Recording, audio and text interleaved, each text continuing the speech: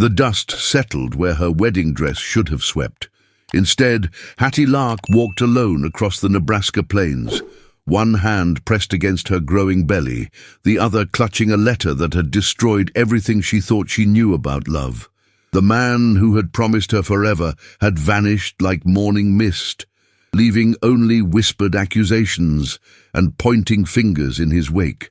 Now the endless horizon stretched before her, as empty as the promises that had brought her west. Her secret grew heavier with each step, a burden that would soon be impossible to hide. The sun beat down mercilessly, but it was nothing compared to the fire of shame burning in her chest. She had nowhere to go, no one to turn to, and winter was coming fast. Subscribe to discover how a chance encounter with a Cheyenne warrior will change everything she believes about herself and love. The truth she carried would either destroy her or set her free. The wagon wheels had stopped turning 3 days ago, but Hattie could still feel their rhythm in her bones, a ghostly reminder of the journey that had brought her to this desolate stretch of Nebraska prairie. She sat on the edge of what had once been a bustling wagon train camp, now reduced to scattered ashes and the skeletal remains of abandoned dreams. The other families had moved on without her, their whispered conversations and sideways glances, making it clear that a woman in her condition, unmarried, alone, and visibly carrying a child, was not welcome among decent folk. The morning sun cast long shadows across the empty campsite, and Hattie pulled her shawl tighter around her shoulders, trying to hide what could no longer be hidden. Her belly had grown round and firm beneath her dress, a constant reminder of the night that had changed everything, the night when promises had been made under starlight and broken before dawn. The man who had sworn to love her forever had disappeared like smoke, leaving behind only a hastily scrawled note and the echo of his lies. The wind picked up, carrying with it the scent of sage and something else, something wild and untamed that made her heart race with an emotion she couldn't name. She had been walking for hours, following a faint trail that seemed to lead nowhere, her feet blistered and bleeding inside her worn boots. The weight of her secret pressed down on her like a stone, heavier than the child she carried, heavier than the shame that followed her like a shadow. Every step took her further from the world she had known, deeper into a landscape that seemed to mirror the emptiness in her soul. The prairie stretched endlessly in all directions, a sea of golden grass that whispered secrets she couldn't understand. She had no destination, no plan beyond putting distance between herself and the pointing fingers, the hushed conversations, the looks of disgust and pity that had followed her since her condition became known. The sun climbed higher, and with it came the realization that she was truly, utterly alone. Her hand moved instinctively to her belly, feeling the gentle flutter of movement within. The child was active today, as if sensing her distress, and for a moment Hattie felt a fierce surge of protective love that surprised her with its intensity. This baby was innocent of the circumstances of its creation, innocent of the shame that society had heaped upon them both. She had tried to hate it at first, this unwanted reminder of her fall from grace, but as the weeks passed and her body changed, she found herself talking to it in whispered conversations, promising it a better life than the one she could provide. The irony wasn't lost on her. She, who had been abandoned, was now responsible for another life, another soul that would depend on her for everything. The weight of that responsibility was both terrifying and oddly comforting, a purpose in a world that had stripped away everything else she thought she knew about herself. She pressed her palm flat against her dress, feeling the solid warmth beneath, and whispered a prayer to a God she wasn't sure was listening anymore. The trail she followed seemed to be leading toward a line of cottonwood trees in the distance, their green leaves a welcome sight in the endless brown and gold of the prairie. Water meant life, and life meant hope, even if that hope was as fragile as morning frost. Her throat was parched, her lips cracked from the dry wind, and the thought of cool, clear water made her quicken her pace despite her exhaustion. The baby kicked again, stronger this time, and she found herself smiling despite everything. A small, secret smile that no one else would ever see. Perhaps there was something to be said for this isolation, this freedom from the judgment of others. Out here, she was just a woman walking toward water, toward survival, toward whatever lay beyond the next rise. The shame that had driven her from civilization seemed smaller somehow under the vast sky, less important than the simple act of putting one foot in front of the other. She had been cast out, abandoned, left to face her fate alone, but she was still breathing, still moving, still carrying life within her. As she drew closer to the trees, she could hear the sound of running water, a gentle murmur that spoke of springs and streams and the promise of relief. The cottonwoods grew larger in her vision, their branches swaying in the wind like welcoming arms, and for the first time in days, Hattie felt something that might have been hope stirring in her chest. The trail wound between scattered rocks and patches of buffalo grass, leading her inexorably toward the sound of water and the shade of the trees.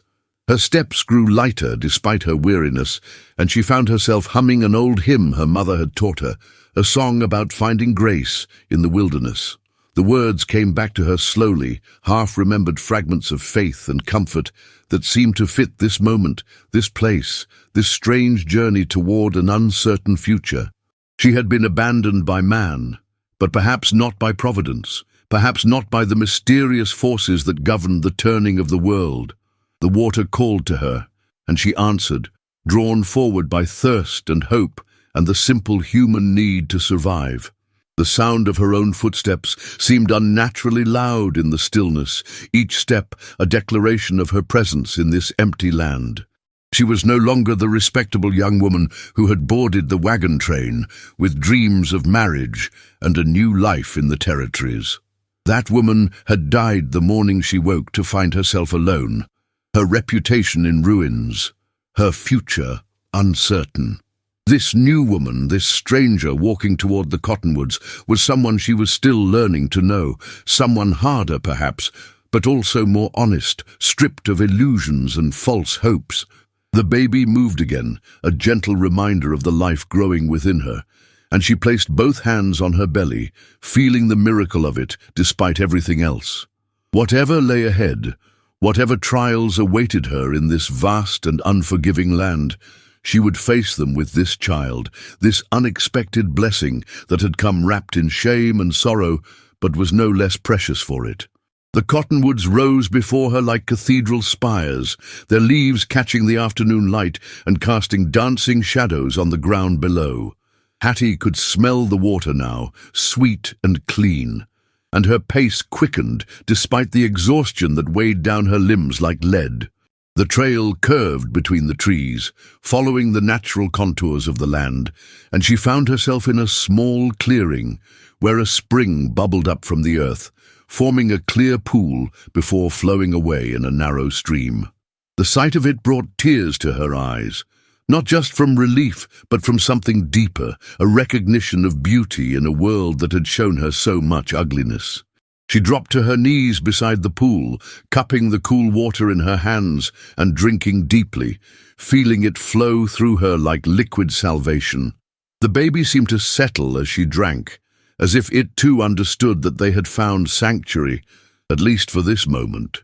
The water was the sweetest thing she had ever tasted, carrying with it the essence of the earth itself, clean and pure and untainted by human judgment. As she knelt by the spring, Hattie became aware of a strange quality to the silence around her, as if the very air held its breath in reverence. The cottonwoods swayed gently overhead, their leaves whispering secrets in a language she didn't understand.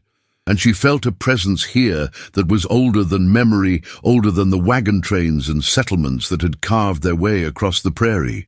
This was a sacred place, she realized with sudden certainty, a place where the boundary between earth and sky grew thin, where prayers might actually be heard and answered. She had stumbled upon it by accident, driven by thirst and desperation, but now she wondered if there were no accidents in this vast and mysterious land, only patterns too large for human understanding. The water continued to bubble up from its hidden source, constant and eternal, a reminder that some things endured beyond the petty cruelties of civilization. She splashed the cool water on her face and neck, washing away the dust and sweat of her journey, feeling cleaner than she had in weeks. The afternoon sun slanted through the trees, painting everything in shades of gold and green, and for a moment Hattie allowed herself to imagine staying here forever, living like some wild creature beside the spring, raising her child in this place of peace and beauty. It was a foolish dream, she knew. Winter would come, and with it the harsh realities of survival in the wilderness.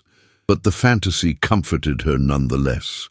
She had been so focused on her shame, on the whispers and pointing fingers of society, that she had forgotten there were places in the world where such things didn't matter, where a woman could simply be what she was, without explanation or apology.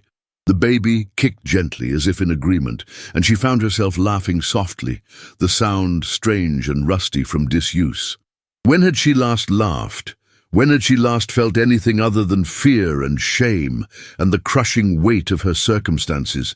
The spring seemed to wash away more than just the dust of travel. It cleansed something deeper, something that had been poisoned by the cruelty of others. She was so lost in her thoughts, so absorbed in the simple pleasure of clean water and shade, that she didn't hear the approaching footsteps until they were almost upon her. The sound of a twig snapping brought her head up sharply, her heart racing with sudden fear, and she saw him standing at the edge of the clearing like something out of a dream or nightmare. He was tall and lean, his skin bronzed by sun and wind, his long black hair adorned with feathers and beads that caught the light. A Cheyenne warrior, she realized, with a mixture of terror and fascination, his dark eyes studying her with an intensity that made her feel exposed and vulnerable. She had heard stories about the Indians, tales of violence and savagery that had kept the wagon train families huddled around their fires at night. But this man seemed different somehow, his presence more curious than threatening.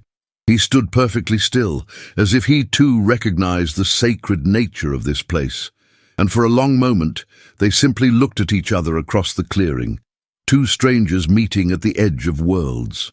Hattie's first instinct was to run, but her legs felt weak and unsteady, and she knew she wouldn't get far in her condition. Instead, she pressed both hands protectively over her belly, the gesture instinctive and revealing, and she saw his eyes follow the movement with something that might have been understanding. The silence stretched between them, heavy with unspoken questions and possibilities, and she found herself studying his face, looking for signs of hostility or threat. What she saw instead was a kind of patient watchfulness, as if he were waiting for her to make the first move, to declare her intentions in this sacred space. His clothing was simple but well made, leather and cloth adorned with intricate beadwork that spoke of skill and artistry, and there was something about his bearing that suggested nobility, a natural dignity that had nothing to do with the trappings of civilization. She had never been this close to an Indian before, had never seen one as anything other than a distant threat or curiosity. But now she found herself wondering what he saw when he looked at her. A lost white woman, heavy with child, and far from her own people. The warrior took a step forward, his movement slow and deliberate, and Hattie tensed, ready to flee despite her exhaustion. But instead of approaching her directly, he moved toward the spring itself, kneeling beside the water with the same reverence she had felt, cupping it in his hands and drinking deeply before touching his forehead in what was clearly a gesture of respect or prayer. The simple act told her more about his character than 1,000 words could have, and some of the fear began to drain from her body, replaced by a cautious curiosity. He spoke then, his voice low and melodious, the words in a language she didn't understand but somehow felt in her bones. The tone was gentle, questioning, and she realized he was asking her something, perhaps why she was here, perhaps if she was hurt or lost. She opened her mouth to respond, then closed it again, unsure how to explain her presence, her condition, her desperate flight from everything she had once called home. How could she make him understand that she was not just lost in the physical sense, but lost in every way that mattered? The sun continued its slow descent toward the horizon, painting the clearing in deeper shades of gold and amber. And still they remained frozen in this strange tableau, the abandoned white woman and the Cheyenne warrior meeting at a sacred spring in the heart of the wilderness. Hattie felt the baby move within her, a gentle reminder of the life she carried. And suddenly the words came tumbling out, desperate and pleading, her voice breaking with the weight of her shame and fear. "Please," she whispered, her hands still pressed protectively over her belly. "Don't let them know I'm with child." The warrior's hand remained steady against her belly, and Hattie felt the child stir beneath his palm, as if responding to some ancient call she could not understand. His dark eyes held hers with an intensity that made her breath catch, not from fear but from something deeper, a recognition that seemed to reach into the very marrow of her bones. "This child," he said, his voice carrying the weight of prophecy, "carries two worlds within its blood." The words hung in the desert air like smoke from a sacred fire, and Hattie found herself leaning into his touch rather than pulling away, her body betraying every lesson of propriety she had ever learned. Around them, the wind whispered through the sagebrush, carrying scents of cedar and something indefinable, something that spoke of ceremonies older than memory. Soaring Hawk's fingers traced a gentle circle over the swell of her dress, and she watched his face transform with wonder as if he were touching something holy. "In my people's way," he continued, his voice dropping to a reverent whisper, "a woman with child is sacred, protected by the spirits themselves." Hattie's throat tightened with unshed tears, remembering how the women of her town had whispered behind their hands, how even her own mother had turned away when the shame became too much to bear. Here, in this vast emptiness that had seemed like the end of the world, she was being offered something she had never dared to hope for, not just acceptance, but reverence. The irony cut through her like a blade made of starlight. The very condition that had made her an outcast among her own people was being honored by this stranger whose world she barely understood. "I don't understand," she whispered, her voice barely audible above the eternal wind that swept across the plains. Soaring Hawk's hand moved to cup her face, his thumb brushing away a tear she hadn't realized had fallen, and his touch was gentler than any she had ever known. "Your people cast you out for carrying life," he said, and there was anger in his voice now, controlled but burning like banked coals. "My people would have celebrated you, protected you, sung songs for the spirit choosing to enter this world through you." The words hit her like physical blows, each one revealing the depth of the injustice she had endured, the cruelty of a world that punished women for the very act of creation. She had walked so far, carrying her shame like stones in her pockets, never imagining that somewhere in this vast wilderness her burden might be transformed into something sacred. The sun was beginning its descent toward the horizon, painting the sky in shades of copper and gold, and Soaring Hawk rose to his feet with fluid grace. "Come," he said, extending his hand to help her up. "There is a place not far from here where women of my tribe come to birth their children." Hattie stared at his outstretched hand, knowing that taking it would mean crossing a threshold from which there might be no return.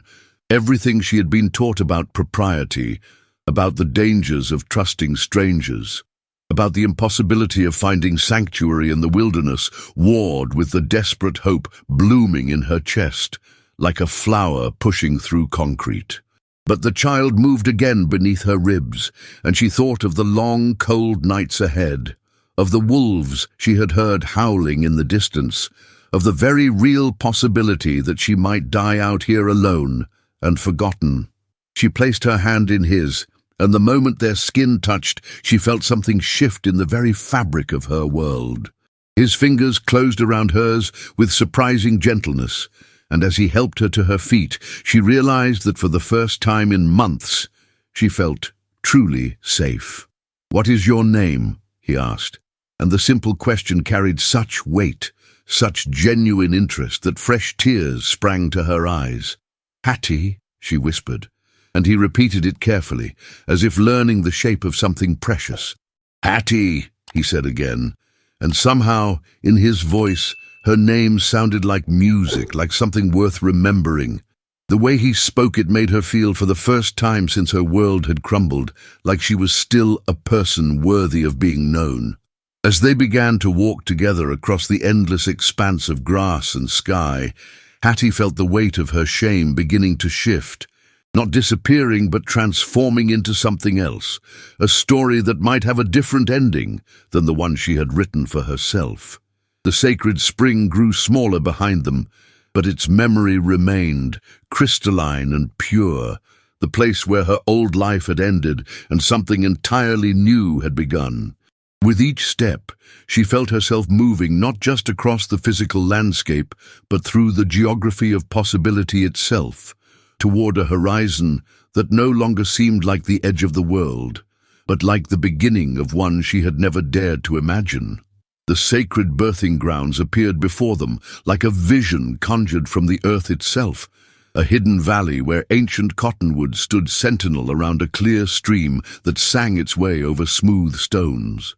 Hattie's breath caught in her throat as she took in the sight, circles of stones, arranged in patterns that spoke of countless generations of women who had labored and brought forth life in this protected place. The very air seemed different here, charged with something that made her skin tingle and her unborn child move restlessly, as if recognizing some ancestral memory encoded in its blood. Soaring Hawk watched her face as she absorbed the sacred nature of this place, and she saw satisfaction in his dark eyes, as if her wonder confirmed something he had hoped to see. "This is where you will be safe," he said simply, and the words carried the weight of an unbreakable vow. But even as her heart leaped with gratitude and relief, doubt crept in like shadows at twilight, whispering all the reasons why this couldn't be real, couldn't last. "Your people," she said hesitantly, her hand moving instinctively to her belly. "They won't want a white woman among them, especially one who—" She couldn't finish the sentence, couldn't voice the shame that still clung to her like smoke. Soaring Hawk's expression grew fierce, and when he spoke, his voice carried the authority of a man accustomed to being obeyed. "I am a war chief," he said, and she heard the pride and responsibility in those words. "And I say you are under my protection." The simple declaration sent shivers through her, not of fear, but of something far more dangerous. Hope. "But what will they think when they see me, when they know what I am?" "They will see what I see," he replied, moving closer until she could feel the warmth radiating from his body, could smell the scent of sage and leather that clung to his skin. A woman carrying life, deserving of honor and protection. His hand found hers again, and this time she didn't hesitate to intertwine their fingers, marveling at how perfectly her pale hand fit within his darker one. "In our way, the spirits choose which women will carry the next generation, and that choice makes them sacred." The words washed over her like cool water on fevered skin, healing wounds she hadn't even known were still bleeding. All her life, she had been taught that her worth lay in her purity, her obedience, her ability to remain untouched until the proper moment. And when that moment had come and gone, leaving her with child but without husband, she had believed herself worthless. The sun was setting now, painting the cottonwood leaves gold and casting long shadows across the sacred ground, and Soaring Hawk began gathering wood for a fire with practiced efficiency. Hattie watched him work, noting the fluid grace of his movements, the way he seemed to belong to this landscape as naturally as the trees and stones. "I don't even know your name," she realized suddenly, and he looked up from his task, with something that might have been amusement flickering in his eyes. "I am called Soaring Hawk," he said, and she repeated it softly, tasting the syllables on her tongue like something exotic and beautiful. "Soaring Hawk," she said again, and he nodded approvingly, as if she had pronounced some sacred word correctly. The name suited him, she thought, watching the way he moved with predatory grace, the way his eyes seemed to see everything at once. As darkness fell and the fire crackled to life between them, casting dancing shadows on their faces, Hattie found herself studying this man who had appeared in her darkest hour like an answer to prayers she hadn't known how to pray. "Why?" she asked finally, the question that had been burning in her chest since the moment he had first touched her belly with such reverence. "Why are you helping me?" Soaring Hawk was quiet for a long moment, staring into the flames, as if seeking wisdom in their depths. "I had a sister once," he said finally, his voice carrying old pain like a scar that had healed but never quite faded. "She died in childbirth because there was no one to help her, no one to sing the proper songs or prepare the sacred medicines." The words hung between them like smoke, and Hattie felt her heart clench with sympathy for this loss that had shaped him. "The spirits sent you to me," he continued, his eyes finding hers across the fire, "and I will not fail them as I failed her." The raw honesty in his voice took her breath away, and she understood suddenly that this was not just about her, not just about the child she carried, but about redemption and second chances and the mysterious ways that broken people sometimes found each other in the vast wilderness of the world. The fire popped and sparked, sending embers spiraling up toward the star-scattered sky, and Hattie felt something settle in her chest. Not just gratitude, but the beginning of something deeper, more dangerous, a connection that transcended the boundaries of race and culture and circumstance that should have kept them forever apart. In the days that followed, Hattie discovered what it meant to be cherished rather than merely tolerated, to have her needs anticipated rather than ignored.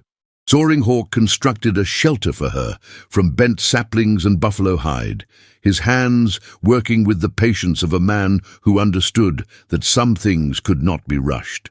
She watched him weave grass into soft mats for her to rest upon, saw him gather specific herbs that he explained would ease the discomforts of her condition, and with each small kindness, she felt the armor of self-protection she had built around her heart beginning to crack.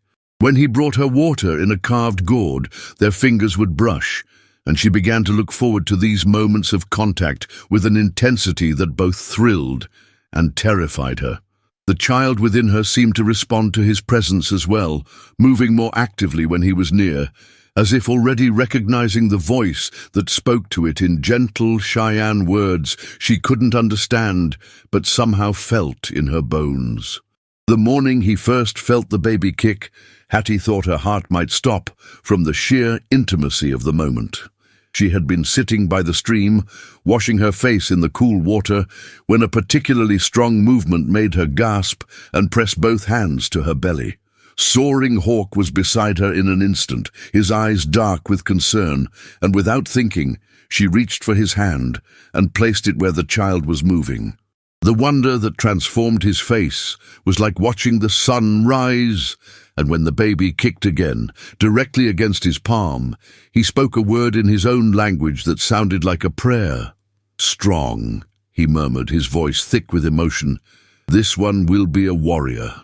The way he said it, with such certainty and pride, made Hattie realize that he was already thinking of this child as his own, already planning a future she had never dared to imagine. But it was the night she woke from a nightmare, crying out in terror as she relived the moment her betrothed had looked at her with disgust and walked away, that everything changed between them.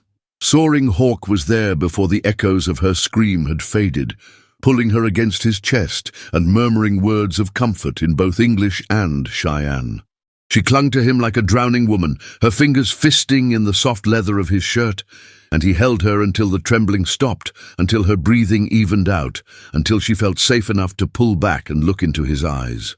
"I'm sorry," she whispered, embarrassed by her weakness, but he shook his head and cupped her face in his hands. "Never apologize for feeling," he said, his thumbs brushing away her tears. "Your heart has been wounded, and wounds need time to heal." The gentleness in his voice, the complete absence of judgment, broke something open inside her chest. "He said I was ruined," she confessed, the words tumbling out like water through a broken dam. that no decent man would ever want me now. Soaring Hawk's jaw tightened, and she saw anger flash in his eyes, not at her, but for her, on her behalf. He was a fool, he said with quiet intensity, and you are better without such a man. His hands moved to frame her face more fully, and she found herself leaning into his touch like a flower turning toward the sun. In my world, a woman who carries life is honored above all others, and the man who claims her and her child is considered blessed by the spirits themselves. The words hung between them, heavy with implication, and Hattie felt her breath catch as she realized what he might be offering. Soaring Hawk, she whispered, his name a question and a prayer all at once. I would claim you, he said, his voice steady despite the magnitude of what he was proposing. You and the child you carry, if you would have me. The offer hung in the air between them like something fragile and precious, and Hattie felt the world tilt on its axis. Everything she had been taught about proper courtship, about the impossibility of love between their peoples, about the scandal of her condition, seemed suddenly insignificant compared to the steady warmth in his eyes. You don't know me, she protested weakly, even as her heart sang with the possibility he was offering. I know enough, he replied, his thumb tracing the line of her cheekbone with infinite tenderness. I know you are brave enough to walk into the wilderness alone rather than accept shame, strong enough to protect your child even when the world turns against you, and beautiful enough to make the spirits weep with joy. The kiss, when it came, was soft as a whisper and devastating as a storm, and Hattie felt herself falling into it like Alice down the rabbit hole, tumbling into a world where love could bloom in the most impossible circumstances. His lips were warm and gentle, asking rather than demanding, and when she kissed him back, she tasted freedom and possibility and the salt of her own tears. When they finally broke apart, she rested her forehead against his and felt the child move between them, as if blessing this union that defied every convention she had ever known. Yes, she whispered, the word barely audible but carrying the weight of her entire future. Yes, I would have you. And in that moment, surrounded by the ancient cottonwoods and the singing stream, Hattie Lark ceased to exist, and someone entirely new was born. A woman who belonged not to shame or society's expectations, but to love itself, wild and free and utterly transformative.